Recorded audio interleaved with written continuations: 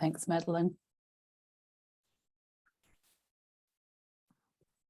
Okay, so we're running well for our time. I think that we should kick off with the first speaker. We have 4 speakers who will have 10 minutes each. Carol, if you want to get your presentation ready, if you need me to do it, that's fine, but I'm happy for you to run your own slides if that's okay. So we have 4 speakers who will have 10 minutes each. We'll have question times at the end. So I'm delighted to introduce our first speaker, who is Carol Ballantine. Carol's a feminist sociologist whose research focuses on gender, violence, migration, and narrative methods. Excuse me, I apologise. I have a bit of a cold today, or possibly COVID, so my voice is going in and out. Carol received a PhD in Women's Studies from NUIG in 2020. She currently works as a postdoctoral researcher in the School of Geography in UCD, researching social polarisation in the context of changes to legislation on sexualities, gender and reproduction. Carol, are you ready to start when you're ready? And I'll give you a timer of 10 and I'll give you a shout out at 7-8 minutes. Thanks very much. Can you hear me? Yeah, great. Okay, great. Thanks very much for the introduction. So a couple of years ago, actually, I presented to something of a forerunner of this group, maybe, the Postgraduate Research Network. And it was a methods kind of gathering of graduate researchers. And I presented about the challenges that I was having recruiting people for interviews for my PhD. So this is maybe a follow-up to that presentation. The PhD is done, it's awarded, and the challenges to recruitment never really went away. So I was invited to present on best practice. I'm never entirely comfortable saying that, but certainly what I can present on is the lessons I learned from doing that research. Okay, so the project I set myself was to collect first-person narratives from self-identified victims and survivors of violence among African migrant women living in Ireland. There was, at the time I began my research, and there still is, a dearth of academic research on gender-based violence against demographic subgroups in Ireland. So by far the most comprehensive study that I found in preparing for my PhD was the one that you see on the far right of the screen, produced in 2009 by the Women's Health Council, which investigated gender-based violence and minority ethnic women in Ireland. What other research there was mainly small studies funded and usually conducted by NGOs. So early on in the project, I chose a narrative approach for the interviews that I would conduct for my PhD. I really love narrative research, and done well, it can be victim-centered and victim-led. So my chosen method was to conduct participant-centered narrative interviews about lifetime experiences of violence, keeping storytelling and creativity at the heart of our research encounter. And I planned to collect 10 to 15 interviews with migrant women in the course of that study, and nobody told me how hard that was going to be. I chose not to recruit research participants from violence services, and this was for 2 reasons. First of all, services don't really have the capacity or the need to engage with unknown independent researchers. It wasn't really a pathway that was available to me because I wasn't already embedded with a service. But also, I really wanted to speak to people who perhaps hadn't engaged with violence services. Since it's well established that those who seek services are generally a small subset of all victims and survivors, and probably quite distinct to the wider pool of, or wider population of victims and survivors. So this meant really conducting community-based research in a community that was not my own. In order to do this, I began by fostering relationships with community leaders who I viewed as gatekeepers within different migrant communities around Ireland, principally around Dublin, where I lived, and the east of the country, and Galway, where I was studying. I was highly conscious of my status as an outsider, although also aware that nobody is completely inside or outside of any group. I had a career history working in international development, and so I found overlaps between myself and kind of community leaders. For instance, I found that many of the leaders that I engaged with had themselves trained or studied in Kimmage Development Studies Centre in Dublin, where I had also carried out much of my development training and where at the time I was regularly teaching. So this shared grounding in friary and popular education often gave us a common language and helped us to make sense without being too explicit about it of the power relations that existed between us. So these are some of the organizations that provided the kind of source or the pool from which I was carrying out recruitment. I spent time getting to know key individuals in the organizations here, which are all kind of formally constituted, but many of which are really very, very grassrooted. So the likes of the Amal Women's Association or I Smile International really are very, very localized and very, very kind of community-based, if you like. I organized 6 focus group discussions through the gatekeepers that I got to know. And the participants in those discussions were a mixture of clients of the organizations and personal contacts of the individual people that I got to know, who found that they had connections, particular connections to the research of their own. So gatekeepers then, community leaders, people I got to know, disseminated research information over text message, Facebook, means like that, and helped me to organize creative, story-based and participatory focus group discussions.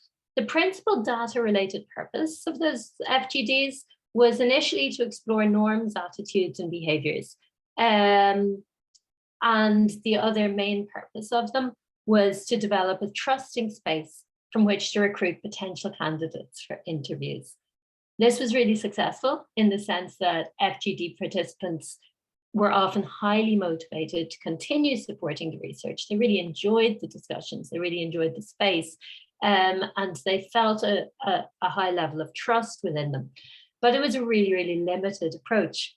First, it assumed that in the FGDs, there would be I would find participants who both had personal experiences of lifetime or personal lifetime experiences of violence and who would be willing to disclose them to a research. And second, setting up the FGDs involved an awful lot of logistical work. And it became apparent that although this was a really good way of building trust, awareness, and community, it wasn't going to work for identifying even as few as 10 interviews. In the end, I succeeded in recruiting 3 interview participants directly through those 6 FGDs, and a further 2 through snowballing and ongoing contacts within my networks. I was really disappointed with this total, but I kind of reoriented my research to deal with it.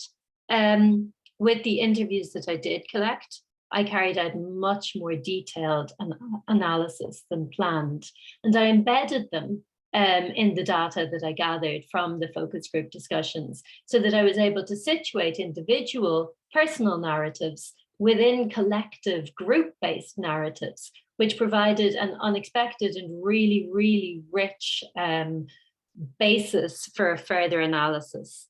I was able to return to interview participants. Jacqui?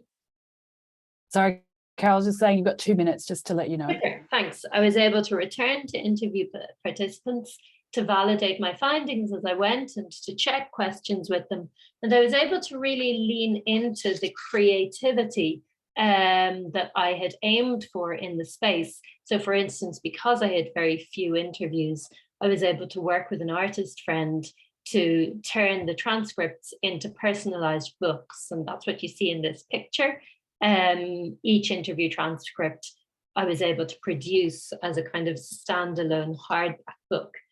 This is my own personal copy, which I was able to share with the research participants. So I suppose it was not intended that I would have so little interview data. And then the final thing I was able to do was to broaden my method so that I also conducted stakeholder interviews and a more extensive policy analysis than I otherwise would have been able to. So I suppose the strengths of the approach, really strong levels of trust were established between myself and the wider group. And that allowed for, I think, a really ethical approach to the research and a lot of confidence among those that I was researching with. I'm really confident that participants were able to provide voluntary and informed consent, not least because of all the people I spoke to, a number withdrew from participating for reasons that are well documented elsewhere. But I was encouraged by the fact that they were able to do that. The weaknesses really are that it turned out to be such a laborious way of recruiting that it wasn't a fruitful way to recruit for interviews. Research that I've done since with refugees has proven interview recruitment to be similarly challenging. And the research that I'm currently conducting makes a lot of use of social media for recruitment. And I really think that wider base is necessary if you're setting out for large numbers. But I suppose one of my major learnings was that large numbers of interview participants aren't necessary to get a really deep and meaningful insight into the topic of research. I'm going to wrap it up there. Thanks very much. Thanks, Carol. That was lovely. And so many of your findings in terms of power and the relationship with gatekeepers I found really interesting in terms of my own research, but we'll put that to the side for the Q&A session. Thank you for your presentation. If you just want to stop sharing your slides for a moment and we'll move on to the second speaker. Can I just remind everybody to put questions and comments in the chat and we'll have our Q&A session at the end. So our next speaker is Rabiya. Are you there, Rabiya? Are you ready to share your slides? Rabiya has worked in the field of social justice since 2000 in a range of community and advocacy organisations across the Midwest. She's currently working at the University of Limerick. Her previous appointment was a coordinator of Ascend Domestic Abuse Service in North Tipperary. Rabiya continues to work towards the prevention of violence against women in her position as a consultant with the Council of Europe. Thanks, Rabiya. I'll give you a 7-minute warning. Fantastic. I'm delighted to be here with everybody today. I'm standing in for my colleague Elizabeth Romery, who is out sick. So all credit for the presentation is to Elizabeth. I'm just sharing it as she's out sick. So myself and Elizabeth were involved in this project all of last year, and I'm just going to run through it very quickly. So this project is run by the IOM and supported by the Department of Justice. There's a steering group that was formed that actually has membership from the Gardaí, Department of Justice, and other domestic and sexual gender-based violence, trafficking and traveller groups and immigrant groups across Ireland. The project was born really out of a few things. First of all, the O'Malley report, which indicated that there was a lack of cultural supports in Ireland for victims of DSGBV and trafficking from different cultural backgrounds. Also due to the downgrading of Ireland's status in respect to addressing trafficking. And thirdly, it emanated from the Protect One project. So we're on Protect 3 right now. So the project that I'm going to talk about is the second phase, which is Protect 2. This started in early 2021, and after there were desk research, 3 consultants were hired, myself included, and we conducted a series of focus groups with DSGBV and anti-trafficking service providers, but also with representatives from migrant and ethnic minority communities. So we reached out to diaspora groups, we reached out to traveler groups and organizations who supported Romani people as well in Ireland. We had really good feedback, great engagement from the diaspora groups and from the other minority ethnic groups as well.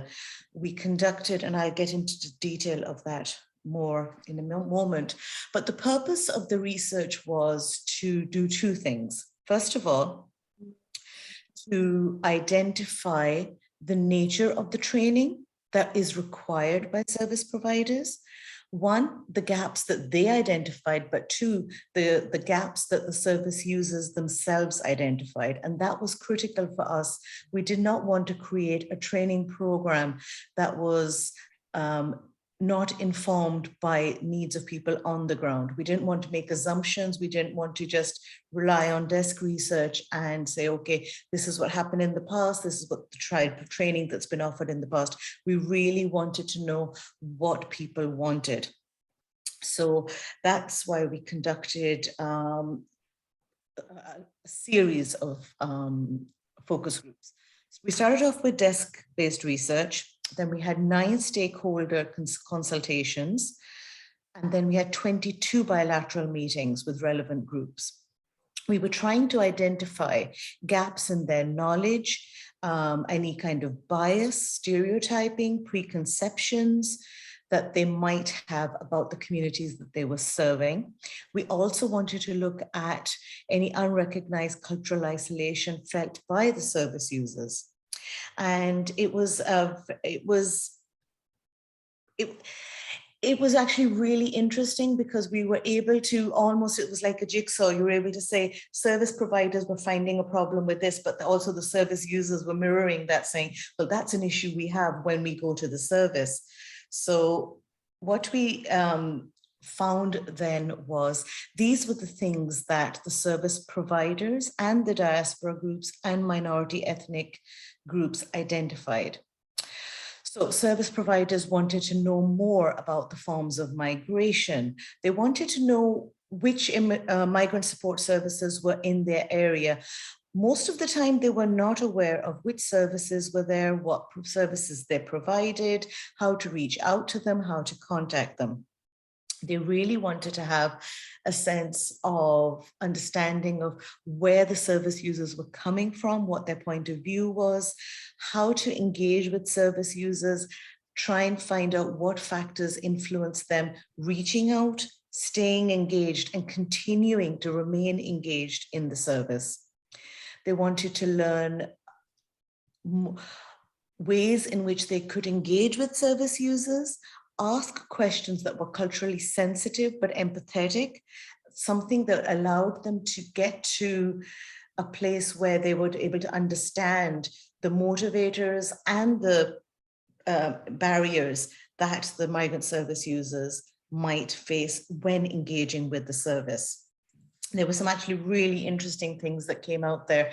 One of the things that the migrant groups particularly said was, 2 things actually were really interesting. First of all, that they really felt that if it was the same client support person that they had throughout their engagement, that would encourage them to remain engaged. If the service provider changed or the person was on leave, they would almost just discontinue the engagement because they felt that they had built up a relationship and they felt that they had to explain their culture and all of their barriers, and they did not want to keep doing that for different people.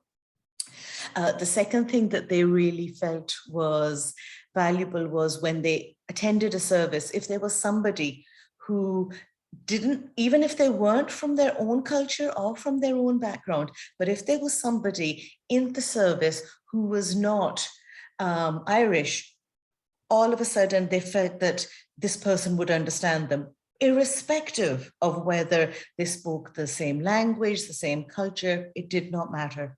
It was really across the board was seen as a very positive thing. Similar service providers wanted to know how to reach out to migrant service users, how to learn more about them, and how to make their service more accessible. So what we did with that information was we designed two different types of training. One, capacity building training for service providers, and second, cultural mediation training. At the very outset, this project had identified that cultural mediators were going to be a critical bridge in bringing the service providers and the service users together. So, cultural mediators were recruited, and I'll get into that in a moment as well, but we also trained them. So the cultural mediators joined myself and Elizabeth when we were delivering the training, the cultural competency training. To date, 140 service providers have been trained, and the project has been continued until the middle of June next year. So we are looking to offer more training. Last year, we also— Just 2.5 minutes, Rabiya, just to let you know. That's no problem. And we also ran an awareness raising event in the 16 Days of Action last year, just to let people know that the training was available. So this is the capacity building training. It's 7.5 hours, run over 2 half days, and we look at a variety of things. We address everything that was raised by the service providers and service users. So this is the kind of the layout of the training, and this is very interactive, and we encourage people to participate fully. There's no lecture-based sessions. It's all very interactive. Then when I spoke about earlier that we hired cultural mediators. Now, cultural mediators are not advocates, they're not interpreters. They are people who are trained to provide a bridge between service providers and service users, and they are provided support by IOM throughout this engagement to ensure that they are kind of providing information to both parties, and there's also kind of casework meetings as well that they hold with IOM to ensure that that interaction is going well. There's a code of practice that the cultural mediators follow, which you can see here, maintaining confidentiality, neutrality, establishing a relationship of trust, and so forth. So this training is offered, and we will be offering this training again. Cultural mediators at the moment come from a variety of different backgrounds. And so far, between October last year and March this year, 19 service users were supported.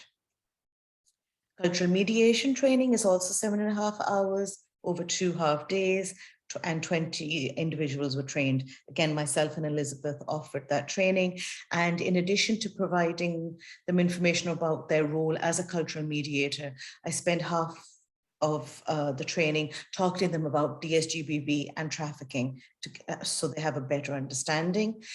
They are not meant to be experts in the area, but they are there to facilitate that dialogue. And that's it. Thank you so much. What a fantastic presentation. And again, I can see some real parallels to some of the work we've been doing in Australia around Indigenous communities and building trust and engaging with communities. So it was really lovely to hear that. Thank you. Our next speaker is coming up is Jurgita. If you got your presentation ready on gendering domestic violence through law, international and national perspectives. While you're getting that ready, Jurgita, I'll read out your bio. Jurgita is completed her PhD thesis on conceptualizing domestic violence against women between gender-based universal human rights duty and gender-blind national responses, and examined Ireland and Lithuania case studies. I'll hand over to you. Thank you very much. Would you like a 7-minute warning? Yes, please. Can you hear me? No problem. Yeah, great. And And you can sorry, see I should have said, PowerPoint as well. not yet. Don't see your PowerPoint yet. Okay.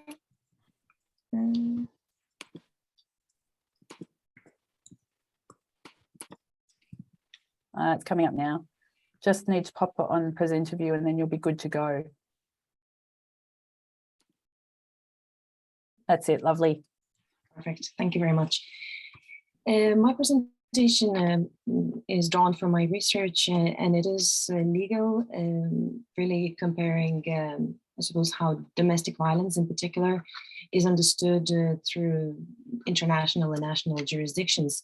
And the research was inspired really by the main question, why the plethora of human rights commitments and legal reforms have had little practical impact for victims of domestic violence. Of course, when you talk about implementation of human rights, there are many reasons for why they're ineffective or not adequately supervised and enforced. But this research focuses really on the disconnect between the theory and practice, whereas it is how the issue is understood. Say, for example, in the feminist discourse in comparison to the legal discourse. And as Munro rightly observed, there's a significant disconnect between definitions of violence adopted in official resources and those employed by self-consciously feminist research, for example. And so the research examined first the theoretical framework on the feminist perspectives, and it is understood as engaged, the knowledge is derived from engaged research and centers on the gendered patterns of power and privilege, for example, and then the law in contrary presents itself as neutral and valid and pure. And immediately then the counter argument comes in from Cryer et al. That the neutral concepts are not neutral givens, but rather cultural constructs usually blind to themselves. And the central problem arising from the perspective when we talk about the engaged research and value of it, of course, if the law which regulates the human behavior to a really high degree, if it's not informed by the knowledge, the feminist knowledge, which is deriving from the engaged research, then it becomes problematic as it does not fit the experiences, the law does not fit the experiences of women. And I argue in my thesis in particular that that this gender conceptualization of domestic violence, which is resisted highly in Central and Eastern Europe, has resulted in the backlash of feminism. And what happens in the end, in general, whether it is a Western or Central or European or Eastern country, that this anti-gender neutral, anti-feminist perspective has shaped much of the current public discourse and public consciousness. And it shows this clear dissonance between policy and what really happens on the ground. And I show further by examining the two case studies of Ireland and Lithuania, how it is detrimental for this feminist knowledge not to be informed by law.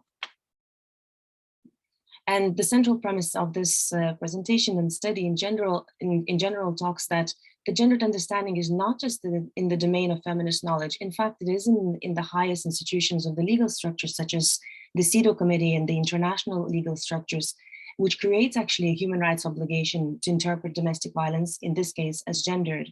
So there is really no rationale to resist except about obviously political reasons. And here I just outlined different quasi-judicial, quasi-reporting procedures, and communication shows that there's enough, obviously, evidence to show that, say, particularly in the case of domestic violence, it is strictly understood as gendered. And that there's no need to pay too much, but there's just so much information. Of course, this is important to emphasize because there is no universally binding convention, say, on violence against women, let alone domestic violence. And in one of the latest of the CEDAW communications, committee observed that legislative limitations not only obstructed the protection of the applicant and her access to effective remedies, but also lacked gender sensitivity, in that it reflects the preconceived notion that gender-based violence and domestic violence is to a large extent a private matter. It's really the idea of this, the gap between the gendered and non-gendered in feminist and then in law, it really draws law to this kind of a private notion of domestic violence. This is the real threat. And I also argue in my work that the Istanbul Convention, for example, which is a landmark development, but at the same time, it has not adopted the definition of domestic violence as gendered. Of course, there are specific provisions that I show further how feminists adopted it and turned it into a gendered understanding. But as a general, the first the first definition of domestic violence in the binding treaty comes up as genderless. Of course, through my work, I show how it was the most contentious issue, which shows it's the most political issue. And again, it shows these tensions between practice and theory. Herring rightly observed that the refusal to link gender and domestic violence, for example, reinforces the notion that domestic abuse is simply a private matter and the family should be a privileged sphere in which the state does not intervene. So it shows that if we do not actually fill law with this engaged research, we are advancing the understanding of domestic violence further to a private matter. I show this further by illustrating from the comparative legal research of Ireland and Lithuania how it is implemented and how this gap is deepened in those both jurisdictions, whether it be Western or Eastern country. And I show how it actually is more prominent. The resistance is obviously more prominent in Central and Eastern Europe, but it's also not an easy journey for feminists here to bring that gender dimension to domestic violence. And the lessons that I have here, from my research, there are three main lessons. But there's in both jurisdictions, whether it be Ireland or Lithuania, you have a political denial of gender, regardless a very gendered context in the society in general. And that gender is a key organizing facet of human behavior through state policies and legislation. The problem though becomes that with the lack of feminist influence in the Eastern Europe, you have less this kind of a political power to introduce that gender dimension. Whereas in Ireland, I show further in the lesson too that there was a positive development through introduction of coercive control, but that historically in both societies, men's domestic violence against women was concealed and contained through this ideological tools of private and public. And as we can see, scholars now, they interpret that gap between law and feminist knowledge as a sort of a tension between, again, domestic violence becoming as a retrogressive matter and move into the private domain. And this lesson, the prominence of gender-based violence that I argue is prominent, is both in both societies, and there are similar patterns regardless the political backgrounds. It's still women still being shamed and blamed, or the perpetrators are not prosecuted, and so victims not get enough support, and the gendered understanding is resisted in both countries. But the lesson too shows that productive synergies can be achieved through the women's NGOs in cooperation and synergy with international law, as illustrated in the case of Ireland, where women actually really use the Article 33 of the Istanbul Convention to advance the criminalization of psychological violence. So it shows that whereas strong feminist groups, law can be reshaped through parliamentary debates. Feminists were quite successful here in bringing the crime of coercive control. Of course, you have an opposite example in Lithuania, where the gendered understanding is severely resisted. And there was a case of Valiulienė versus Lithuania, where national authorities interpreted domestic violence as a trivial matter, namely because they explained that domestic legislation would not give them guidance in understanding what domestic violence truly means. On the other hand, the European Court of Human Rights, thank you, interpreted as the most severe violation of the Convention of Article 3. The third lesson shows that if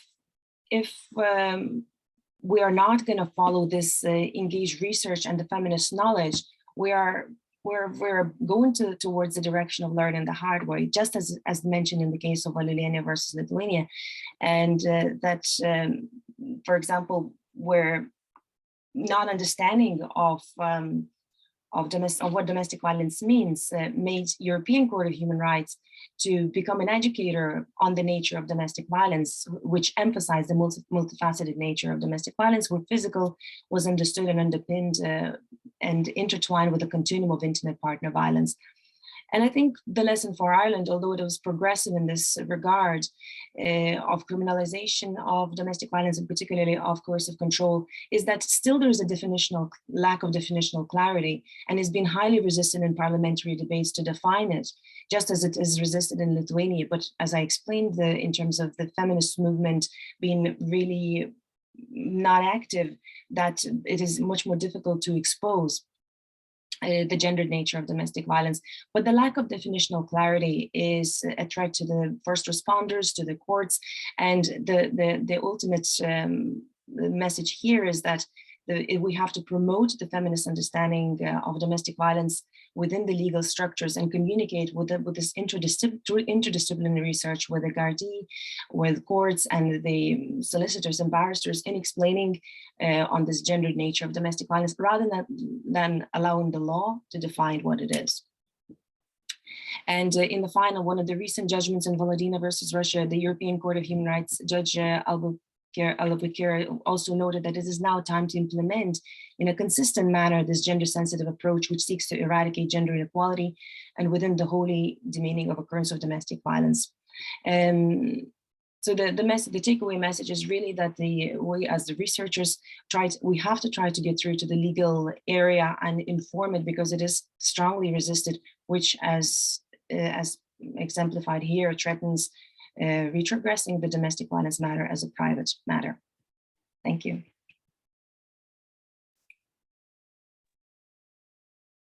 Thank you, that's great. Again, please, what an interesting and diverse and different presentation from the others, and to be thinking about the role of definitions and the fact that the law is still not, you know, moving with the times, and what an impact that makes. Thank you so much for that. Please put your comments and questions in the chat so we don't lose them as we move on to our final presenter for this session. So our fourth speaker is Dr. Caroline West. Where are you, Caroline? I'm looking for you. Have you got your presentation okay? There you are. I can see you now in the corner. Yeah. Great, Caroline. So Caroline's going to be talking about evidence-based consent literacy, translating research with school pupils into critical thinking on consent. Caroline has taught in the Caroline has taught on the MA in Sexuality Studies, MA in Refugee Integration. She has designed, taught and assessed undergraduate models in Ireland. Additionally, she has given guest lectures on research ethics and sexuality studies for undergraduates in psychology at the National University of Ireland, Galway. Caroline has disseminated her research at academic conferences in Ireland, Thailand, and the USA. Thanks, Caroline. Would you like a 2-minute warning as well? Yeah, that would be great. Thank you very much. Yeah. No problem. Brilliant. So yeah, delighted to be here, of course. Such interesting papers so far. So it's fun to just follow such amazing people this morning. So I'm talking about something different, but obviously still connected. So that's evidence-based consent literacy. So how do young people actually engage with the concept of consent? You know, because we know that the expressions yes means yes and no means no, they're very simplistic, and you know we need to look at how young people are actually engaging with consent in their real life sexual encounters, and in their beliefs and attitudes around consent as well. So the process we engage with in active consent is that everything is peer reviewed and piloted. So what we do is we collect our research data with our young people, we build our theory from that, then we pilot it to make sure it is actually acceptable and feasible and realistic for our young people as well. Because otherwise then it's not going to be effective, it's not going to be as engaging, they're going to say, oh, this isn't as relevant for me. And we want to make sure that we are as up to date as we possibly can be. So that leads into then our policy and public engagement as well, because while we try to build a culture of consent for our young people, we're trying to shape how people engage with the concept of consent. In Ireland, as we know from some of the previous presentations there, we have organisations that we have to get on board. We have the law, we have support services, we have a lot of services that we really, really need to get on board with the culture of consent approach in Irish society. So our reports, you know, provide material for that to hopefully happen, and sooner the better. So this particular research came about, you can find it on our consenthub.ie. It's under the title Active Consent for school communities. So this was a big piece of research. It was the first more like in-depth research with children and young people aged 15 to 17. So it's 613 school pupils in 5 schools across Ireland, and they took part in a survey about consent. So they looked at topics such as their personal beliefs, their attitudes around consent, and any issues they had around the barriers of like what stops consent and what do they actually understand by consent in real life. And then we use stories to see how they engaged with, you know, a potential real life scenario. And that's really interesting because we think that the use of storytelling is a really accessible way for a lot of people to engage. They don't have to share any personal experiences. And when they see, you know, the story, it's a little bit easier to engage with rather than an abstract concept, so to speak. So they've really responded really well to that storytelling aspect of things. So as a result of that, we are developing a study guide that's just about to be implemented. And our hope for that is that after reading it and, you know, engaging with it on a more in-depth level, they will be able to identify how consent definitions and skills are applied in complex real life scenarios. Again, just getting young people to really have those skills beyond consent means yes or no, because it's not providing the tools that it really needs to provide for our young people. They need to learn or they will be helped to decide how to react in similar situations to some of the stories that we have, and identify those barriers to how to have active consent in those real life scenarios. And then because we do live in Ireland, we do know that a lot of sexual activity is accompanied by the use of alcohol. It's a cultural aspect that we do need to be realistic about, that young people are engaging in alcohol and sex at the same time. So how do we address that? We hope that young people can assess the role of practical applied issues, such as that use of alcohol and verbal consent as well. So the story we use is a story about a young couple called Martin and Aoife. They're 2 teenagers who become physically intimate one evening at a party. And so the story really asks young people to discuss this and see, you know, what their thoughts are. They talk to each other about it, and it's actually one of the key discussion points. Oftentimes when we run this at third level, we have to try and stop people because they would spend the whole hour if they could talking about this, because I think that need to actually talk about it and have it be that safe space is really there for our young people as well. So we asked them, you know, was consent actually present? And some of the things that we look at in this story is, did Aoife and Martin consent? So we do a group activity. We get young people in groups and they review the story and see, was it consent? Was it maybe? Are you unsure? Is it a no? And what that does was, you know, we then discuss those answers of, why do you think it was a yes? Why do you think it was a no? Then we also look at the role of alcohol and drugs and explore how that impacts the freely given part of consent. So our motto would be consent is OMFG, which is consent is ongoing, mutual and freely given. So we talk about the role of alcohol and how that may impact that freely given aspect of consent. Then we also have discussions about the understanding of what binge drinking actually is. And I think it's more than, if you have more than 3 drinks in an evening, it's binge drinking. Why people might use alcohol when it comes to engaging in sex as well, and what is too much. So one of the big questions we get is, you know, oh, is there a gray area? How much alcohol is too much? So actually we found that our students really appreciate that opportunity to discuss those conversations, and we discuss, you know, the different breakdowns of alcohol amongst different genders, you know, if you haven't eaten that day, all those kind of things, all those kind of nuances that you can't necessarily say, oh, they had equal amounts of alcohol. And, you know, what does that expression really, you know, hide in these kind of conversations? So we had interesting results in the survey. You know, there was a gender breakdown, which, you know, obviously shows that we still have more work to do in reaching everyone in these kind of conversations. So we asked people, do you know, agree, strongly disagree to the question, you always need to get consent before the start of a sexual activity like touching breasts, genitals, penis or vulva, oral sex or sexual intercourse. So we can see the first column there themselves. They, you know, it is quite positive. You know, they generally do believe that, yeah, you do need to get consent, but we can see there is a gender breakdown. Most females, so 93% of them said, yeah, they do. however, only 79% of males said that you do always need to get consent. But they had a less positive view of other teenagers. They said, well, only 50% think that this is important. So, you know, we do a lot of work there on those gender norm gaps and those social norm gaps of what, you know, what you're supposed to do and all that internalized peer pressure. And again, a lot of the young people respond really well to that. And they think, oh, I'm not the only one who thinks like this, then I'm not the weird kid who thinks, you know, I'm going to be weird if I bring up the topic of consent. Research from our third levels have said that actually it's really nice that if I know everyone has done the active consent workshop, then everyone's on the same page, and it doesn't have to be awkward to talk about consent because I know they've done that and I know they have the same knowledge that I do. So, you know, that gender norm gap kind of goes away a little bit more. But as we can see with our 15 to 17-year-olds, we have a little bit more work to do there. Similarly, on this question here, the percentage of female and male students who responded agree or strongly agree to the item that there should be verbal consent for any of those sexual activities. We can see this is a little bit lower here. So, you know, 58% of men are saying that actually, you know, I think there should be always verbal consent, which is quite low, you know, a little bit higher for women, 67%, and they have a more negative view that other people don't think verbal consent is as important.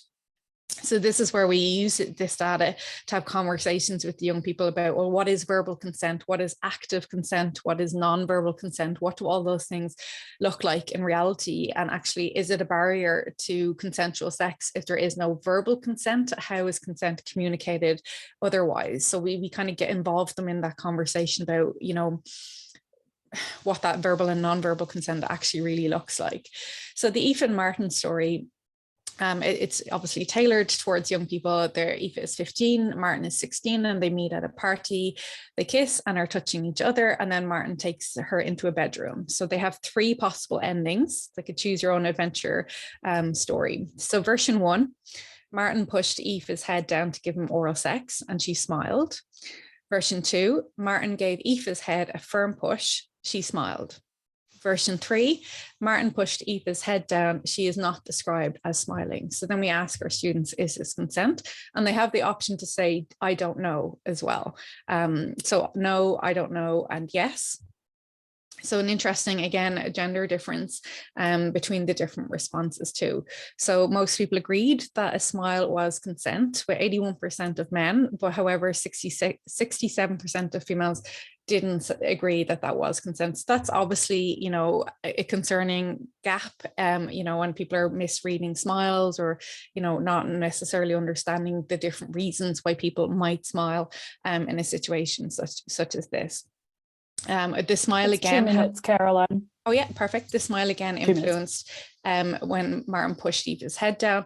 But when there was no smile, people were a little bit clearer, but still 31% of males thought that was still consensual. However, only 3% of women thought it was consensual. So again, some gender norm gaps there, you know, a very gendered difference there. So we discussed with young people that verbal consent can be used alongside non-verbal consent, but it's about that open and honest communication at first. And we explore the impact of those different endings. We talk about, well, how would this person feel? Do you think this really is consent or not consent?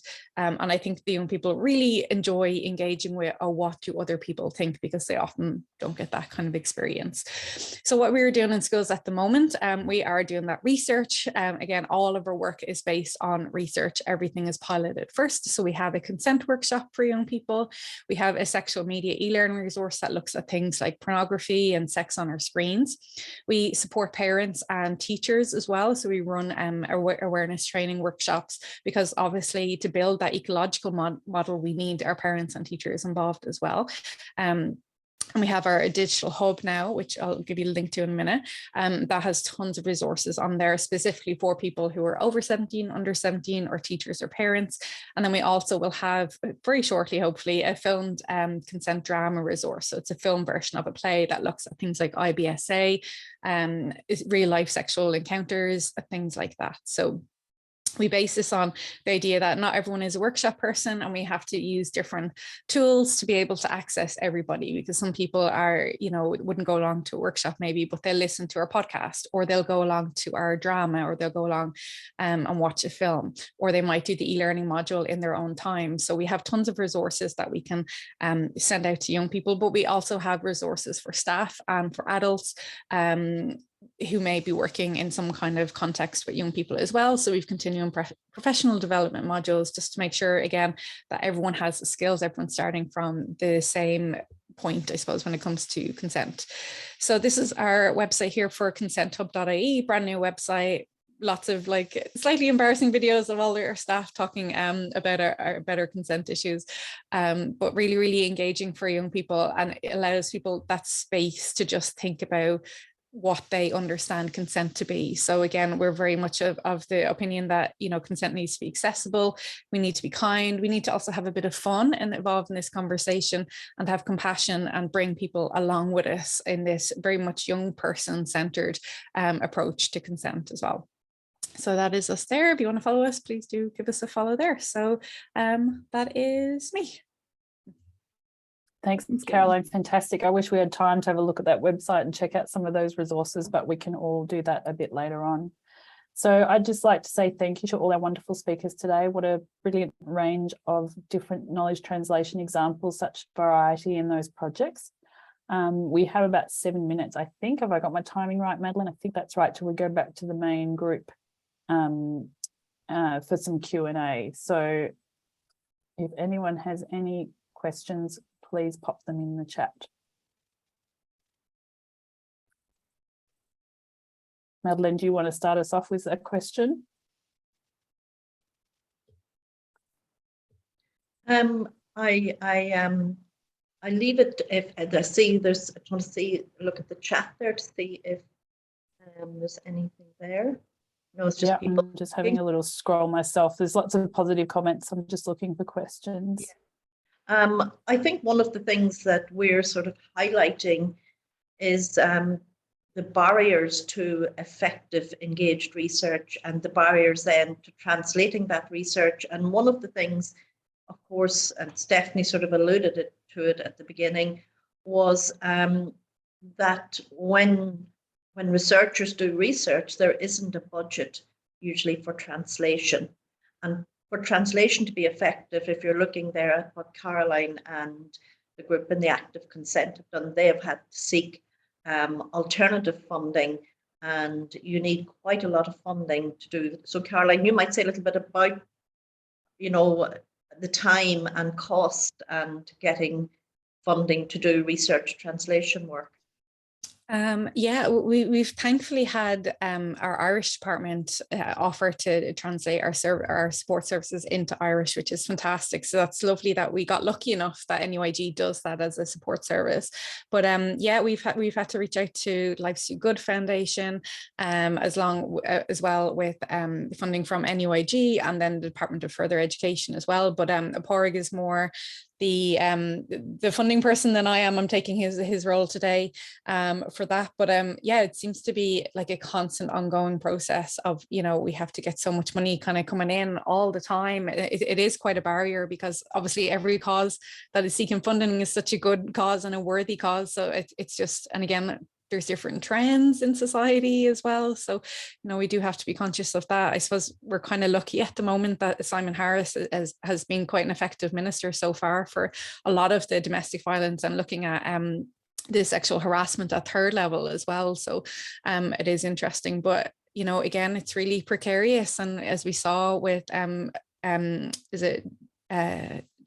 sorry, I had to pronounce your name, Jurgita, you know, that different countries will change. And, you know, Poland and Hungary have had their challenges as well in getting gender-based access across. So yeah, it's precarious, I think, and that adds an extra level of stress. And especially when you're trying to plan long-term, if we don't know we have funding in 2 years, how do we recruit staff? How do we keep things going?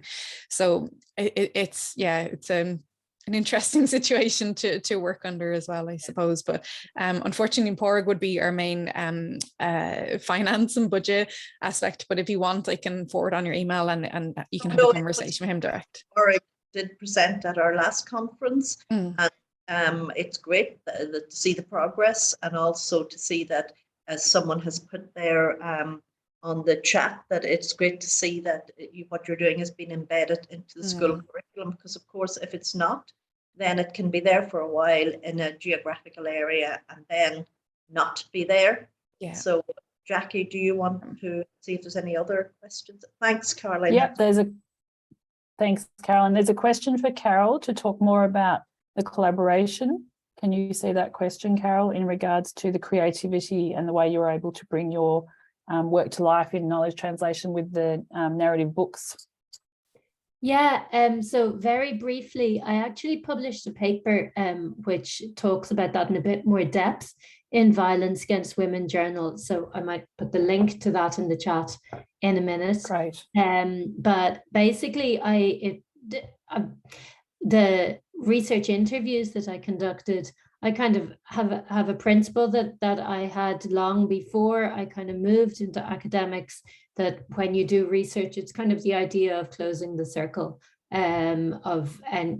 anybody who is part of the research having the opportunity to see what it is that you've done with their work. And I do that in various ways, but one thing that I was very committed to was to returning the interview transcripts to research participants, particularly because it had that very strong narrative kind of drive. And so I was working with refugees almost entirely who were telling their stories, and telling your story is what a refugee has to do all the time. So I wanted to take out that element of compulsion and extraction from it. So I mentioned this to an artist friend quite in passing, and she said, well, I'm a printmaker. And it was as simple as that. She made their stories into these really beautiful books. So that's it in short. I'll put the link to the paper into the chat now. Thanks, Carol. And I can imagine that the women participants were just so appreciative of that effort too. Like, it's such a lovely gift to give back to them. Thank you. Carol's just popped that into the chat. Oh, just there's a comment. Oh, sorry, go. No, I was just going to respond to that comment about the active consent work being embedded in the school curriculum. So we've absolutely ramped up on this area. It's been really interesting. So in 2021 for that pilot, we had 10 schools take part in it. Now in 2022, where we're mid-June, we've trained 259 teachers. We've trained about 760 parents, and we've had just under 2,000 school pupils take part in it. And the response is really good. We're constantly getting in requests from teachers to set it up in their school, which is great. But again, it's not great for, depends on the school and the board and everything like that. So the NCCA review of school curriculum is meant to come out. I think it's next year for a junior cycle, and then for leaving cert cycle, I think it's meant to be 2024, but that's out for review with parents and teachers at the moment. So it'll turn up at some point, hopefully. And we are also working with the further education sector now as well, because obviously that's a huge gap, and a lot of their students may have learning difficulties or, struggles with literacy. Again, just, for many reasons.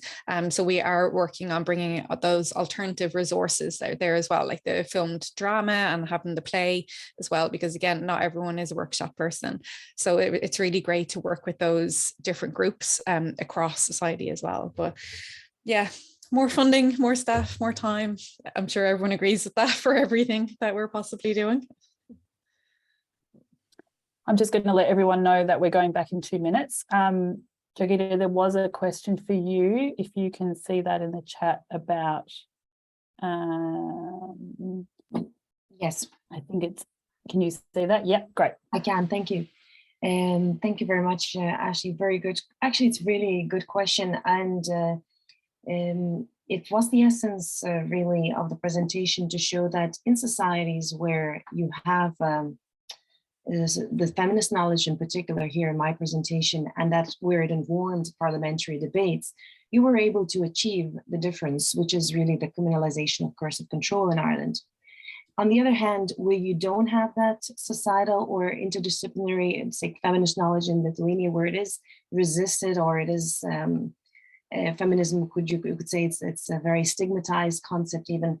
The law dictates the rules in the society, and it becomes detrimental, as in the European Court of Human Rights, it was the violation of Article 3 by Lithuania, because namely domestic authorities could not understand what the issue of domestic violence was, and they could not protect and prevent the occurrence. So I think where the law is informed by engaged research, you could say that society's impact is significant. And of course, we have to see with coercive control how it's going to develop and whether we're going to be effective enough in preventing it. But where the engaged research does not inform parliamentary and political debates, then the law dictates the rules, and that's the problem. Thank you for the question. And Jackie, I'll just mention there that you've put your link about your work not reinventing the wheel on research translation. So we'll share that link by email with everyone who's at the conference as well after the conference. So I think Thanks, we're leaving. Madeline. I think we're getting pulled back, so we'll probably get yanked out mid-sentence. But yes, thank you. A lot of the work that I did very much resonated today's speakers about the issues in particular with funding and access and ongoing support for knowledge translation, which is often the extra we have to do without any money, which as researchers and practitioners alike, it's a real challenge. So yeah, thank you. I think we're going to get pulled out, so I'm conscious of that being yanked out mid-sentence. Yeah, and See so you in just the main room. thank you, Jackie, and thanks to everyone who contributed and the questions. It was great. Yes, thank you, speakers. Fantastic.